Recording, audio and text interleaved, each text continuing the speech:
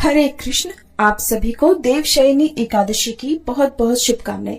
देवशयनी एकादशी हिंदू धर्म की प्रमुख और खास एकादशियों में गिनी जाती है। धार्मिक मान्यताओं के अनुसार इसी दिन भगवान विष्णु 4 महीने के लिए योग निद्रा में चले जाते हैं और चातुर्मास की शुरुआत होती है। इस दौरान सृष्टि के संचालन का कार्यभार भगवान शिव के हाथों में आ जाता है, इसलिए इस अवधि में भगवान शिव की पूजा का भी अधिक महत्व बताया गया है। मान्यता है कि देवशयनी एकादशी पर विधि विधान से पूजा, व्रत और दान करने से जीवन की कई परेशानियां दूर हो सकती हैं। आइए जानते हैं साल 2026 में देवशयनी एकादशी कब है, एकादशी तिथि कब से कब तक रहेगी, व्रत का पारण कब और किस शुभ मुहूर्त में किया जाएगा और इस दिन कौन कौन से शुभ और अशुभ संयोग बन रहे हैं। हिंदी पंचांग के अनुसार इस बार एकादशी तिथि 24 जुलाई दिन शुक्रवार को सुबह 9:14 से प्रारंभ होगी। इससे पहले तक दशमी तिथि रहेगी और एकादशी तिथि का समापन 25 जुलाई शनिवार को सुबह 11:34 पर होगा। देखा जाए तो इस बार भी एकादशी व्रत 2 दिन पड़ रहा है, लेकिन 25 जुलाई दिन शनिवार को व्रत रखना शास्त्र सम्मत रहेगा, क्योंकि दशमी तिथि युक्त एकादशी का व्रत रखने से दैत्य शक्तियों को पुष्टि मिलती है, बल मिलता है। और वहीं हरिवासर का समय भी शनिवार के दिन रहने वाला है।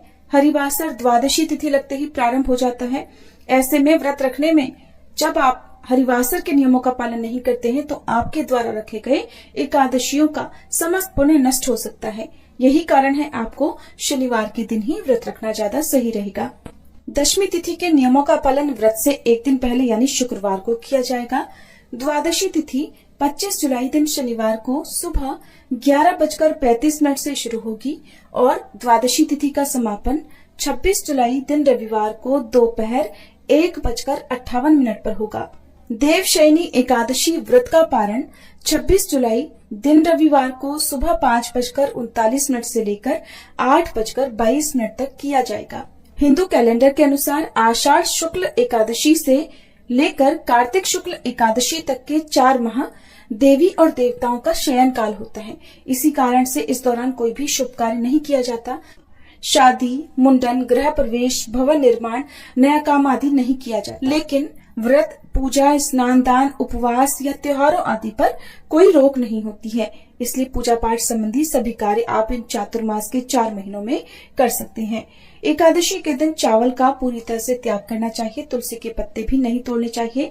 तो एकादशी लगने से पहले पहले आप दशमी तिथि को तुलसी पत्र तोड़कर रख सकते हैं, जिन्हें एकादशी और द्वादशी के दिन भगवान के भोग में आप सम्मिलित करें।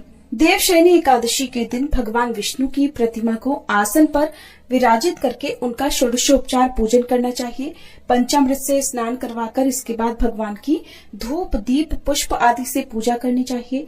भगवान को समस्त पूजन सामग्री, मौसमी फल, फूल, मेवे तथा घर की बनी शुद्ध मिठाई अर्पित करनी चाहिए, जिसमें तुलसी पत्र अवश्य हो। भगवान विष्णु के मंत्रों द्वारा स्तुति की जानी चाहिए। इसके अलावा शास्त्रों में व्रत के जो भी सामान्य नियम बताए गए हैं उनका कठोरता से पालन करना चाहिए। ये थी एकादशी की जानकारी। अगर आपको पसंद आई हो तो वीडियो को लाइक करना मत भूलिएगा।